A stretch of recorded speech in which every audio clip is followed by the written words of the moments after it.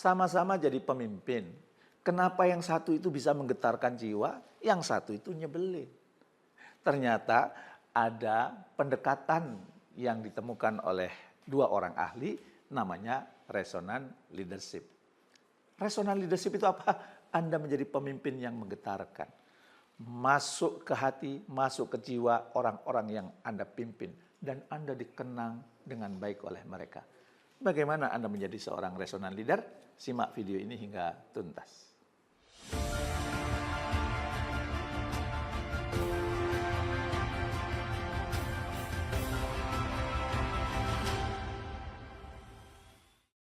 Assalamualaikum warahmatullahi wabarakatuh. Halo sahabat sukses mulia. Bertemu kembali dengan saya, Jamil Azzaini. Ada yang bertanya kepada saya, Babe Jamil, bagaimana agar saya menjadi pemimpin yang bisa meninggalkan jejak di hati orang-orang yang saya pimpin?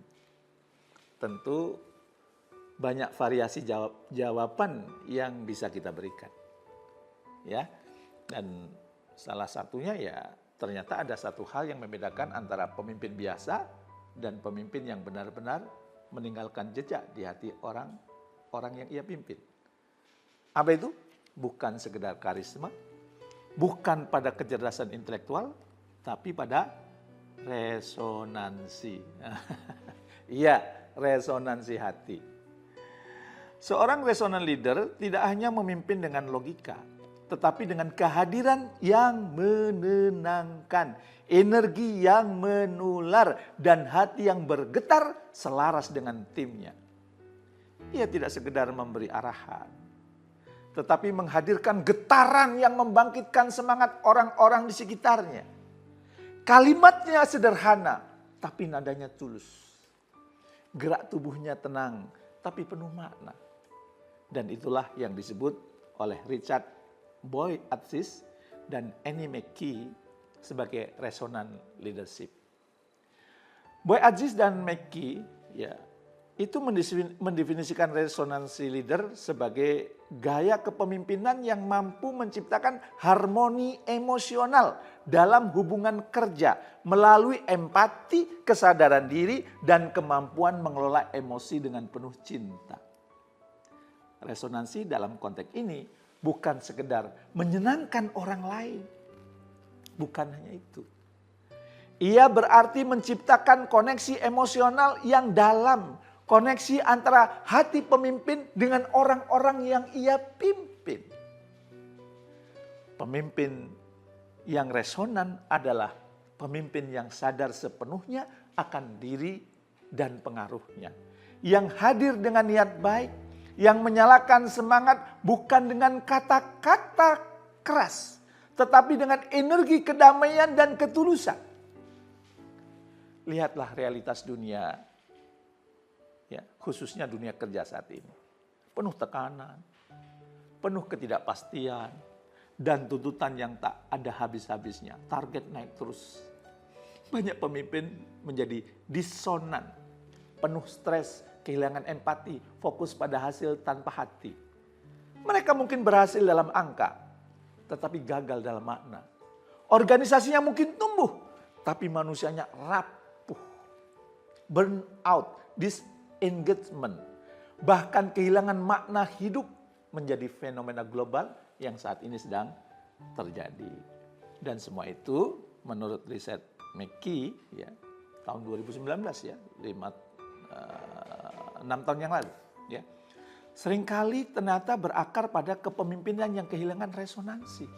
Pemimpin yang tidak lagi selaras dengan dirinya, tidak lagi mendengarkan timnya, dan tidak lagi beresonansi dengan nilai-nilai yang ia yakini. Disinilah pentingnya resonan leadership sebagai antidot ya, bagi kepemimpinan yang kering, mekanis, dan tak berjiwa, sebagaimana yang sedang marak saat ini. Jadi Boyd Aziz dan McKee ya, menjelaskan bahwa ada 3 pilar utama dari resonan leadership. Pilar pertama, mindfulness, ya, kesadaran penuh. Pemimpin yang sadar akan emosi, sadar akan pikiran, dan dampak dari tindakannya. Ia tahu kapan harus berbicara, kapan harus diam, dan kapan harus hadir sepenuhnya bagi orang lain. Dan dalam konteks spiritual, Ini selaras dengan muraqabah. Ya, muraqabah itu kesadaran bahwa Allah selalu mengawasi kita. Maka setiap tindakan menjadi ibadah, setiap interaksi menjadi ladang kebaikan. Pilar yang kedua itu hope, harapan. Pemimpin resonan tidak menularkan ketakutan, tetapi menebarkan harapan, harapan, harapan.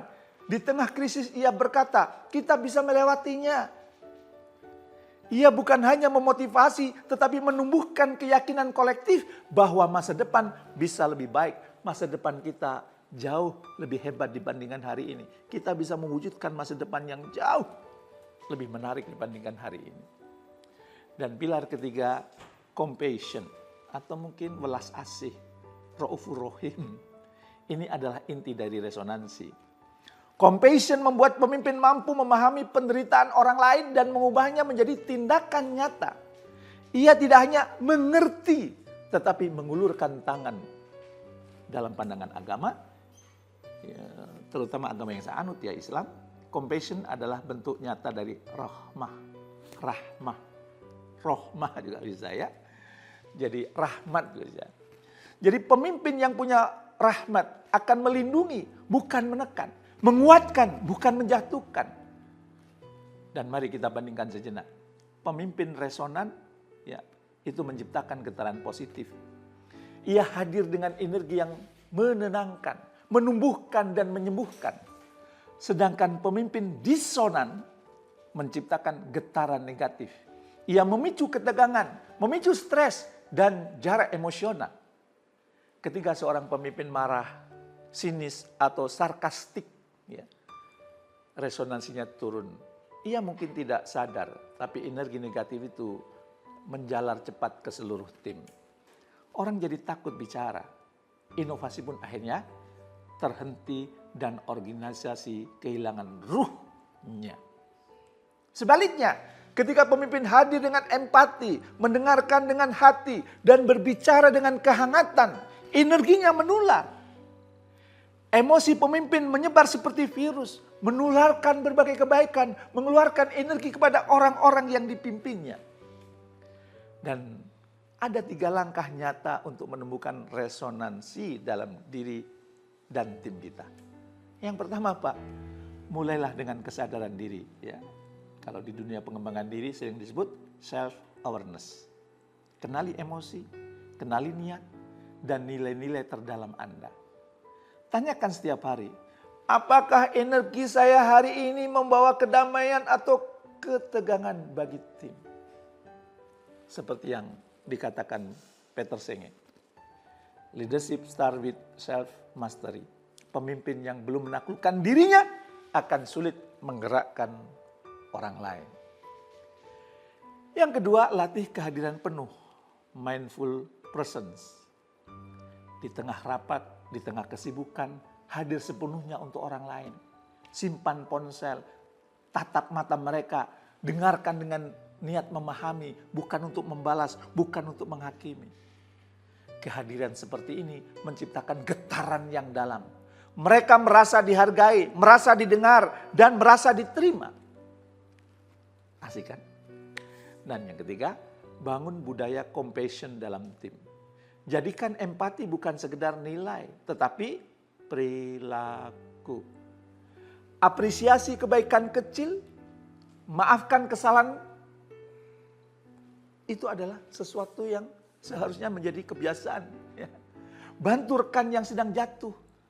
Tim yang penuh compassion akan tumbuh menjadi peaceful warriors. Tangguh tanpa kehilangan hati. Ngejar target, tapi hatinya tetap calm, confident, cool. Dan kalau kita tarik ke level spiritual, resonant leadership adalah kepemimpinan yang berakar pada cinta. Ia tidak memimpin untuk dihormati, tetapi untuk menghidupkan.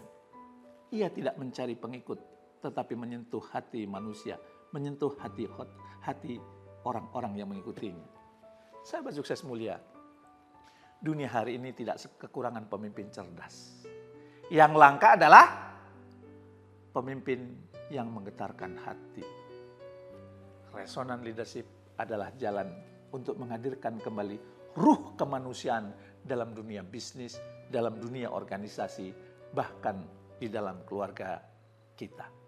Karena sejatinya kepemimpinan bukan tentang posisi, tapi tentang energi dan pengaruh yang menumbuhkan. Maka sebelum kita memimpin orang lain, mari kita pimpin dulu hati kita. Selaraskan batin kita, selaraskan hati kita dengan Sang Maha Kekasih. Hadirkan niat baik di setiap langkah dan tebarkan resonansi yang menenangkan. Agar setiap orang yang berinteraksi dengan kita bisa berkata dalam hatinya, aku merasa lebih hidup setelah bertemu dengannya. Aku merasa lebih hidup setelah bertemu dengan pemimpin saya. Itulah resonant leadership. Kepemimpinan yang tidak hanya mengubah perilaku, tetapi menggetarkan jiwa. Semoga inspirasi ini bermanfaat bagi Anda dan mudah-mudahan Anda termasuk juga yang resonant leadership atau resonant leader. Terima kasih. Assalamualaikum warahmatullahi wabarakatuh.